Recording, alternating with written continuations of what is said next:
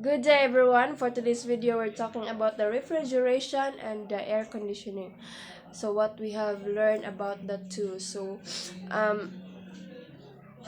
Refrigeration is a process of transferring heat from a low temperature around to the high temperature region. While the air conditioning is the controlling the temperature and humidity of ambient air in a space of interest.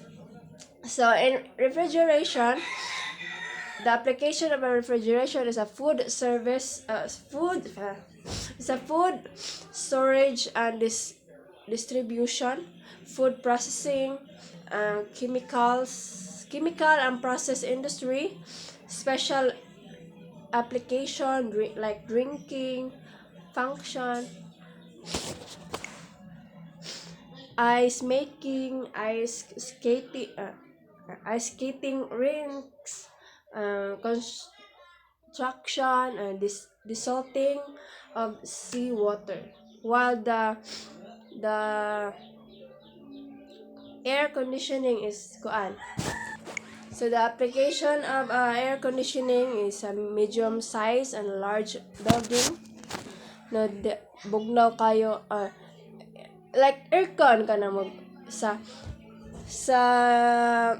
gamay nga building na dito mga trabahante where na sila aircon kanang bugnaw o hayahay ang pagtrabaho, dili kayo kapoy. So industrial air conditioning sa environmental laboratories dapat control ang humidity and temperature para sa emitted. Sa computer room, kay pareha ng uban na computer, nindot kayo siya. Dayon, bugnaw, nindot ang nagduwa.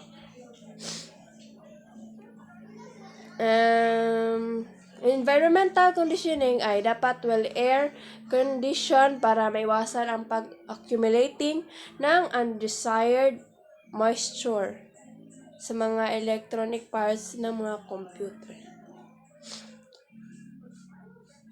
So that's all.